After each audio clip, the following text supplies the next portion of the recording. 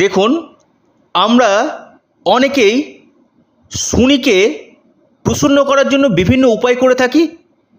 আমি 3টি উপায়ের কথা বলবো। এই 3টি উপায় যদি আপনারা করেন, শনি থেকে আপনারা নিশ্চিত রূপে কিন্তু লাভ পাবেন। আপনার সাড়ে সাথী চলুক, আপনার ঢাইয়া চলুক, বা শনির মহাদশা চলুক, অথবা আপনার জন্মকুণ্ডলিতে শনি যদি নিচস্থ থাকে, তাও কিন্তু আপনি লাভ কিন্তু পাবেন। এই 3টি মহা উপায় করুন, শনির যে কৃপা আপনারা পাবেন। 1 নম্বর উপায়, আপনারা সঠিক আচরণ করুন, অর্থাৎ ব্যবহার।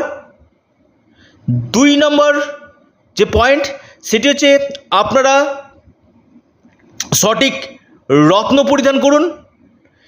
3 নম্বর যে উপায়, ভেরি ভেরি ইম্পর্টেন্ট, এটি হচ্ছে আপনারা মন্ত্র জপ করুন।